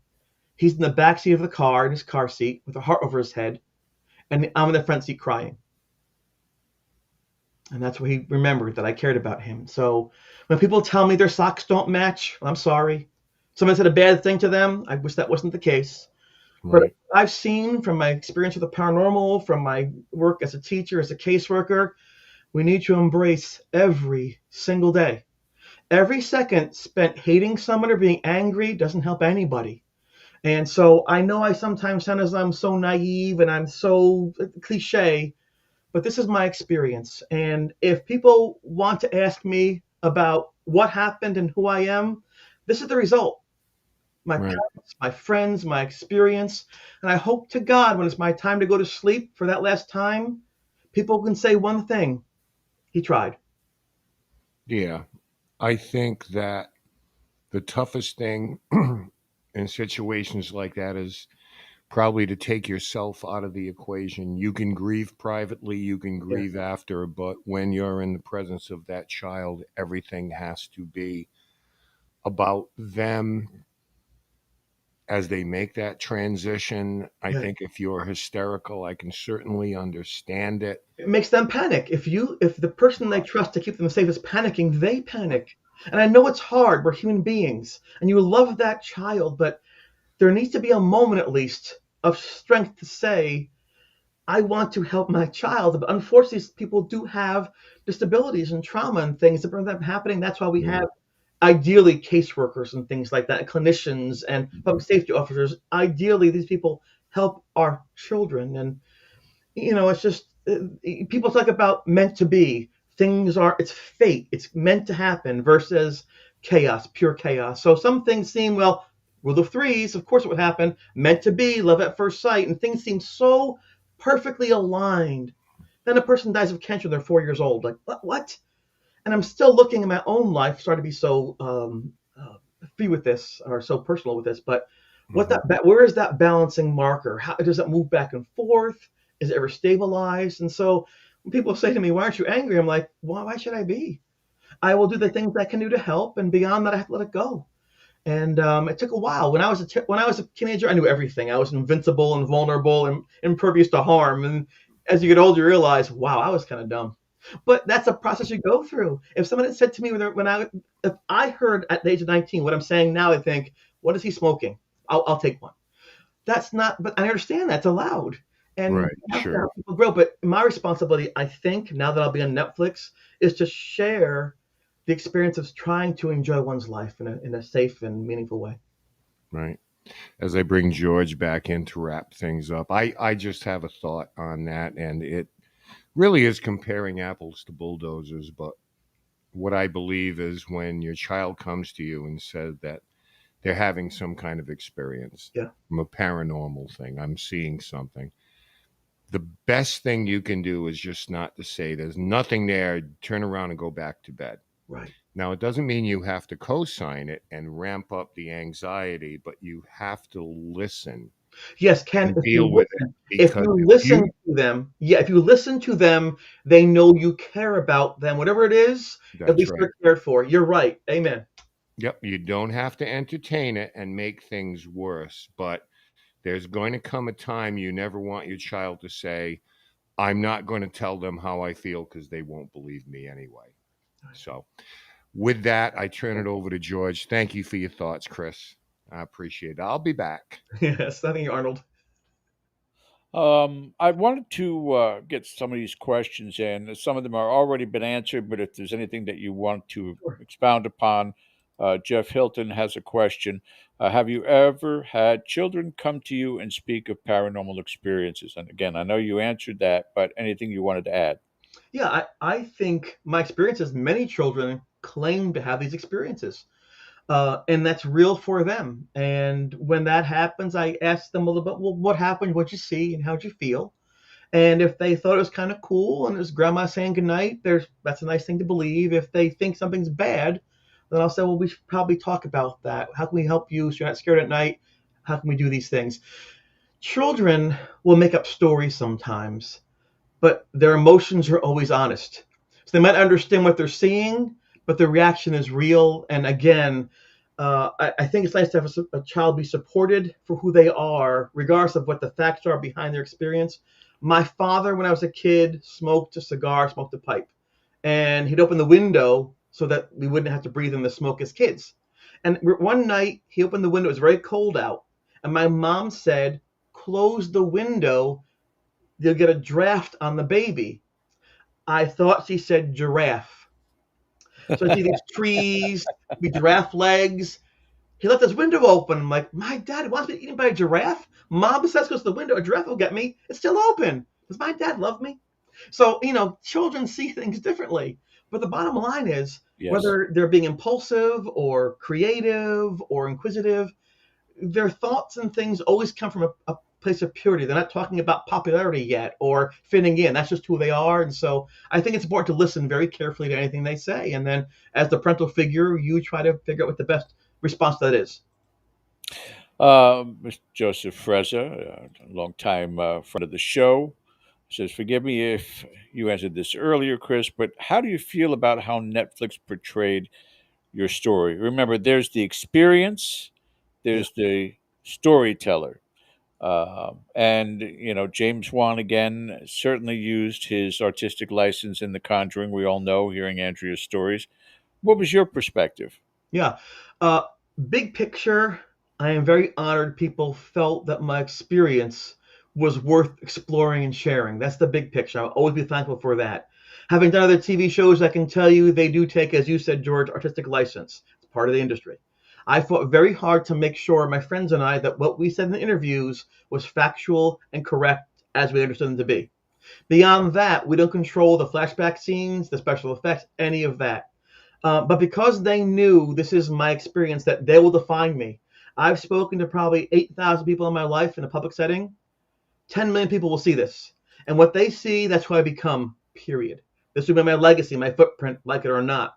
And so they knew this, and they tried to honor that and say, okay, listen, we've made some changes, and here's why. So, for example, not to ruin anything specifically, a lot of things happened in that room, C2D1.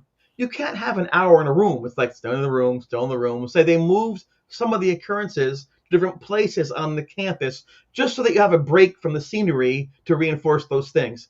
I'm okay with that. Some of the things they said or apologized and moved things around a bit. Well, I don't care if it's on April 9th as opposed to April 7th. That's not the point. You know what I'm saying? That's not what this is about. And so, but they kept the experience the way it felt. And so it's documentary style. They use actual art newspaper articles, real people. So it's cool to see my name on the wall on that scene. There's my name. That's me. That's my right there. It's kind of cool that they worked very hard to create that realism. But the bottom line is, it was 40 years ago. You know, things change, perspectives change, so it will not be 100% accurate. But what I can tell you is, I've been impressed from what I've seen of the accuracy of how it's portrayed, and people will at least understand this. You will feel like we felt when we were there. And then I have the next few years, God willing, to explain away any differences from what my book says or what I say on stage versus the show. But I am very grateful. They're good people. Mark Lewis directed Vatican Girl. He worked so hard with me to make sure that I was happy with what they did. It's just an amazing experience. And to have James Wan say, greenlight it, thank you, buddy. You mentioned your books, and I want to kind of address this also because I'm going to get this in the chat within seconds after I put this up. How can I get an autographed edition of the book? Well, you can get that on Amazon, at seedadventures.com, at ghostboy.com. It's everywhere, the book. But to sign it is difficult because I don't know how to put on postage to mail it to you from Amazon. If you want me to sign it, then you can find me at the Liberty Science Hall, New Jersey on October 30th. November 8th, I'll be at the Parunity event in New Jersey. I'll be at Geneseo November 1st, a big Geneseo Erie Hall day. Buzzos music playing 80s music, Ghost Boy special sandwiches and cookies, a book signing at Sundance Books, a public showing free for the public at the College Union. So I'll be around. I'm always accessible via Facebook and things like that. Just give me a few days because I'm behind on the things and my eyesight is what it used to be. But I'll always respond to you. And if you're interested, I would love to talk about that. So Excellent, excellent. Now, I've been curious about this for quite some time, not just in what your story is, but generally anybody that's out there in the field. Psychics, without mentioning names, without any type of condemnation, how many variables in their prediction, not predictions, but in their reading of what you experienced back in school, that they have come up with what it was dealing with, what you were experiencing, what was the entity that you were traumatized by. How many different versions did you hear from different psychics? I would, almost every person I spoke to for a number of years would express to me what it was and why it was that. And I appreciated that. That meant they cared about me, or at least having an opinion on it. I think it's nice. I think it's thoughtful they do that. And I get opinions from people who are well known in the field to, next door neighbor. And so that tells me is people care about this and it means something. So bottom line, that's cool. But in the end, we define for ourselves what that means for us and who it was. At the time of the haunting, if you'd asked me, Chris, you're in college, the thing's over there, what is this? I would have told you it's some kind of horrible, horrible creature, some nasty thing trying to torment me and bother me and control me. I would have fallen into the category of saying maybe it's an oppression or possession. I was horrified and terrified. But I didn't really know anything beyond what the TV shows told you. Looking back now, these 40 years, which is really hard to believe, but it's true. Yeah. I really think it was a soul that was not rested, that was in torment. And even if you have a dog or a cat as part of your family, they're one of your kids, if they get startled, if they hurt their paw, if they have an injury, they might snap at you. They might scratch you because they're afraid. Even if they, and then that's just the reaction, impulsive. And I think this thing, this unrested spirit, grew violent because I was pushing it away. I think because it sensed you can hear me, you can see me, yes, but what do? I throw things at it. I have the priest bless the room. Every step of the way, I pushed it away, and he might have thought I was the person coming to save him from the riptide. And I think looking back, that's what was happening. When it appeared all mutilated, I thought, what an evil thing. Why would he torment me this way? What kind of twisted mind would want to make me be grossed out and horrified? And years later, it turned out maybe that's how he died in that state. So I can tell Right, you, right. unlike the movies, I was no hero. I was no action. I was no action hero. I wasn't the wise Gandalf with the pipe with the white hat. I was a kid above my head, trying to survive a crazy situation I don't want to be in. And luckily, by being honest, accepting help, and believing in who I was, I got through that scenario. For, Forgive my ignorance if this is something that should be known. I apologize. Have you been back? Because you said it was 40 years ago. Yes. Anytime recently you've been back there? Oh, I've been invited back there many times. If I'm at home, people say, "Is the garbage out yet?" At my school, the Cesare homework. I go there. I'm like the Beatles, like people running. Oh, it goes. I went back there right before COVID struck, and they changed. It used to be a key. Now they have these key cards, so I can't just Sure. go in anymore. I can't just hold the door, so I have to kind of lurker in like some kind of stalker and sneak behind these girls and get in there. Like what's that guy doing in here? And just I get in there, and I was there 4 years ago. I went to the suite. It was like a shrine. There was like my picture and ghost pictures and candles and No. yes, yes. Like it's like Hey Arnold with Hug Pataki kind of thing. And the one kid was reading a book. He goes, "Oh my, it's the," because my picture. And then kids came running out. We walked around the campus. I walked around it was like Pied Piper. It's a beautiful experience. I go there in that one place, and people really celebrate my existence, which is kind of weird. So I try to get out of there, you know. But I'm trying to embrace everything. I want to be happy with my friends and celebrate. We're going back November 1st. I really want to enjoy that. I'm going back for the kids only in that dorm Halloween night. I'm not advertising it. I'm just going to go there, no What? charge, walk in and experience and show them what's happening. It's low key. I just want to be there with them because as of Tuesday, the world talks about their dorm and where they are, and like this, it'd be tough for them too. So I want to actually go there and say, "Hey, how you doing? Yeah, I'm the guy. Let's talk. How you doing? How you feeling with all this kind of stuff?" And I think that's nice to give back too. Any testimony? Mary Beth asked this question in there from anyone? Similar experiences or anything happening in that room? Oh well, I had hoped to put the spirit to rest in some way, and you'll watch the show and see how that works, or read the book, how we want to do that. I don't want to give all the spoilers away because I want some excitement for them to find out for themselves what that is and what that means. But I really tried to stop it. Done. Did I know if I stopped it for sure? No, but I tried. But I always wondered because I left out of that place so fast and never went back for 20 years that it worked. When I did go back 20 years later, I asked people in the area, has there been any reported activity? And over the years, there was this one case where a young lady had claimed to see shadows and was getting nauseous, and her boyfriend broke up with her and in that room, and so that was compelling. That was the one case, and the interesting thing was that that young lady, that student who was much younger than I was, had a relative going back to 1779 who knew my great great great great uncle. So there was a familial connection, which I thought Wow. was pretty compelling. She didn't know, I didn't know, but once again, sometimes you find these things in the cracks. I always tell people, don't go and assume you know everything. You're not going to know everything right away. It just doesn't work that way. But just like with people and friendships and relationships, over time you see more things and you develop a greater understanding of what it is you're involved with, and that's why an open mind is very important.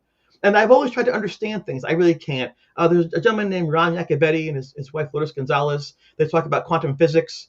That intrigues me. I think those are great people to talk to, and I'll be speaking with them in October. But those people I gravitate towards to looking for at science and technology to see what that could mean beyond my own personal lens. Because I Yep. want to know too. I always like to know that. Something that's sorely lacking still. Yes, yes. A couple quick questions here before we bring Ken back and to wrap it up. So this series that comes out this Tuesday, and other films that you have seen in the past, not necessarily about your experience, but Yeah. in general, hurt or help this field? Or do you Wow, think both? that's tough. Uh, let me say this if I can. Anything that I see that is exploratory in nature, I think helps.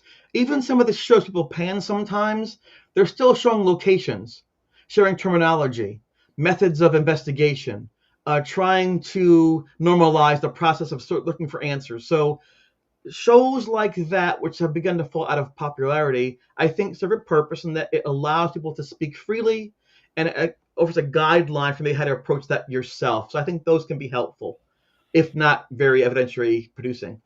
The movies out there sometimes, like I Spit in Your Grave 27, things like that, that's different because it's not meant to educate you. It's meant to get you to react to things. You react, you react, you react. Yeah, I work at a job and I punch date night. hard and this is boring and I don't feel like. And then you go there like you have your adrenaline surge. You go home and then I do my job and I get there's a purpose for that. But I don't think those help because sometimes people perceive that as being what it's really like. And the one negative about those ghost hunting shows is that it always happens on cue every time. And if you're experienced looking at these places, sometimes days are quiet. Sometimes nothing will happen. And I think it sets a false expectation that people then say, well, let's make something happen. And I think the danger of that is just that you have one thing in the field, credibility. That's the most important thing is credibility. It's hard to get. It's important to keep. And once you lose it, you really can't get it back. As an experiencer at your level, what film slash shows scare you? Oh my gosh, everything scares me. I will tell you, I've never seen The Sixth Sense. I've never seen The Exorcist. I've never seen Saw. I don't watch any ghost scary movies ever. Really? I saw part of Friday the 13th Part 2 because my friend said to me that one of the guys looked like me. I wanted to see if that's true or not, and it wasn't true. I saw one episode of Ghost Hunters because Joe Chim was talking to me, and I saw that. I've never seen Ghost Adventures. I've never seen Ghost Brothers. I've never seen anything. I watched Hunter Collector one time because I knew Brian Cano and John Zaffis be polite. I don't watch the shows for one reason. I don't want to have my memory affected by what they're doing.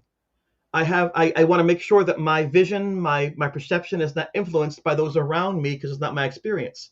And studies show that if you keep seeing things, you begin to accept those as things as reality, and it changes your viewpoint. I felt Yep. it important to have if not correct, at least pristine recollection of what happened.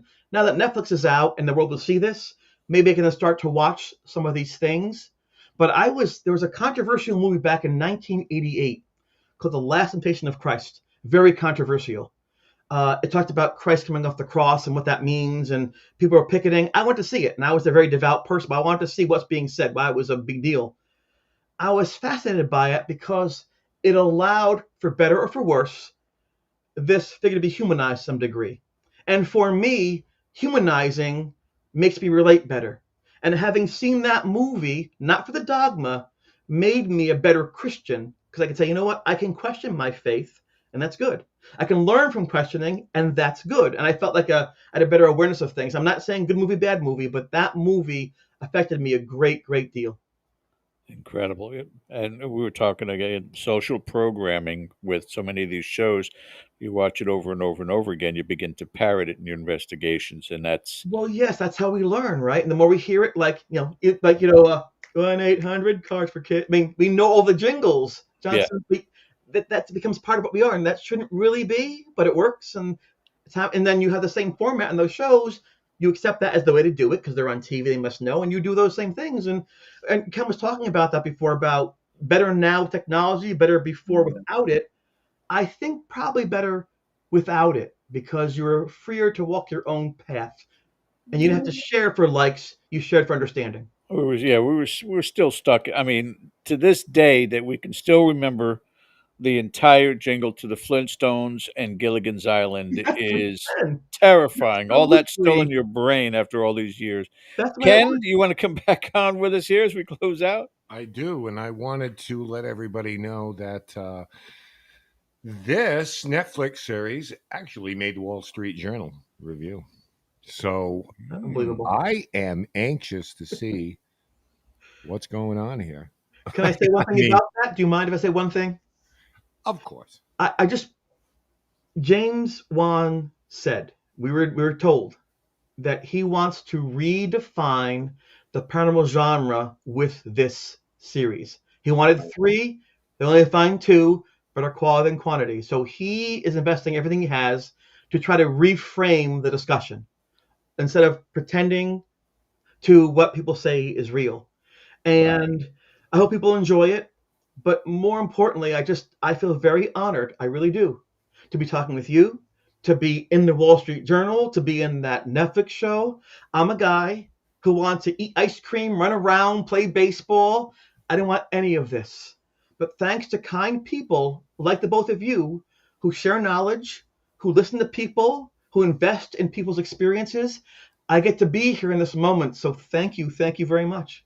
Well, it's our pleasure, and you got to come to my house so we can sit on the deck and have a beer one time. Let me know You if you're said deck, around. right? I'm going to see Deck? you in Jersey, but before we get out of here, Chris, is it true they named a sandwich after you? Yes, the Ghost Boy special. It's $1 off on November 1st. It's Okay, Italian salami with provolone, lettuce, onions, and oil and vinegar, and it's a toasted bun. So it's you have to let me know what it is, And so cookies. on the next episode of Last Bite, we can recreate the Ghost Boy sandwich. Isn't that cool? I mean, like you're saying before, it's not really a thing like changes society, but that's kind of badass to have a sandwich.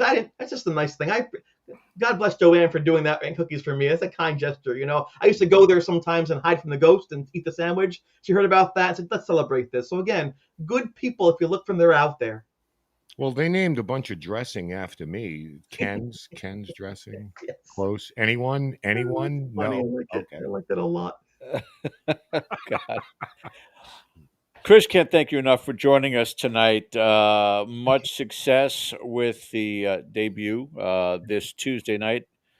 Well, I actually say Tuesday morning for those of us that are early risers. You can catch True Haunting on Netflix.